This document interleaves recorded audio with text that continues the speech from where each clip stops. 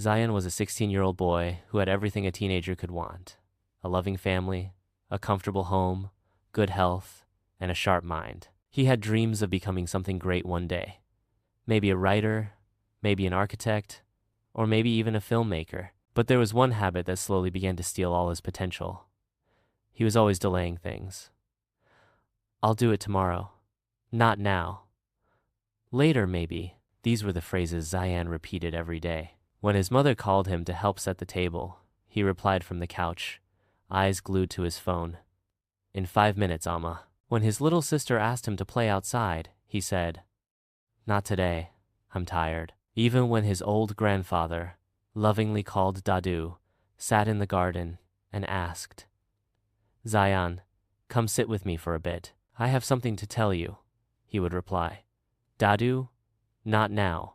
Maybe tomorrow." Tomorrow.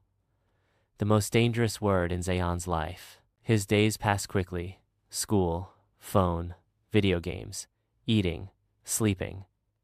And in between all that, the people around him waited. His mother waited for a proper conversation. His sister waited for her brother's time. His grandfather waited for one more walk, one more talk, one more memory with the grandson he adored. And Zayan? He thought he had all the time in the world. Then, one ordinary day, everything changed. Zayan returned home from school, expecting the smell of fresh food, the noise of cartoons from the TV, and Dadu resting in his favorite garden chair. But the house was quiet, too quiet.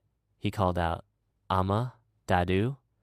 His mother appeared from the hallway, her eyes red and puffy. She looked at Zayan, then came closer and gently held his hand. With a trembling voice, she said, "Zayan, Dadu is gone. He passed away in his sleep last night." Zayan's heart stopped. "No, that's not possible," he whispered. "I saw him yesterday. I was going to talk to him today." Tears rolled down his cheeks. His mother nodded sadly. "He was waiting for you last evening, sitting in the garden as always." Zayan couldn't speak. He couldn't cry properly either. All he felt was an unbearable weight in his chest, not just of loss, but of regret. He had time. He had the chance. He simply never took it. That night, Zayan sat alone in the garden. Dadu's wooden chair was still there, rocking gently in the night breeze. The stars above were clear and silent. Everything felt the same except the person who mattered most wasn't there.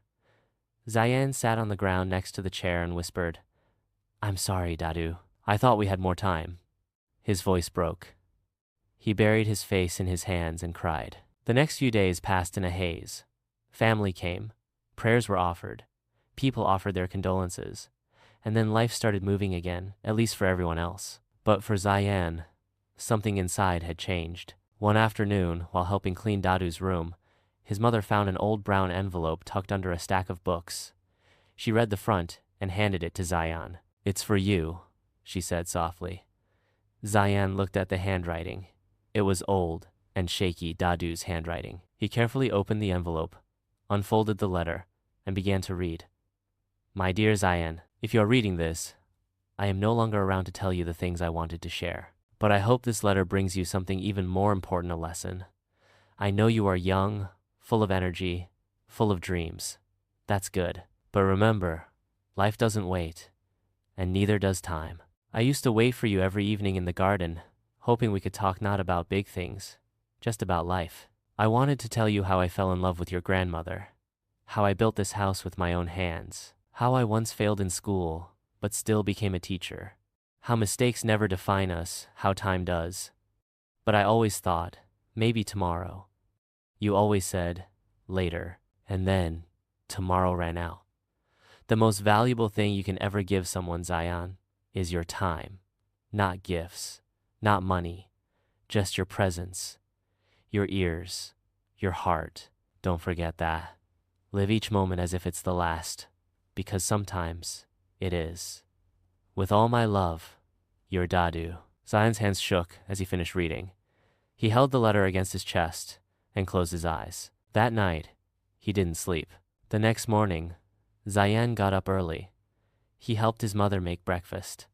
He walked his sister to school. He cleaned the garden. He turned off his phone and picked up a book Dadu had once recommended. Every little action that he had once postponed, he now embraced. His friends noticed the change. "You okay, man?" one of them asked at school. "You seem different." Zayan smiled gently and replied, "Just learning to use my time better." Days turned to weeks. Zayan stopped living in tomorrows and started making his todays count. One day, his teacher asked for a volunteer to speak at the school assembly. To everyone's surprise, Zayan raised his hand. Standing on the stage, holding Dadu's letter in his pocket, he addressed the crowd.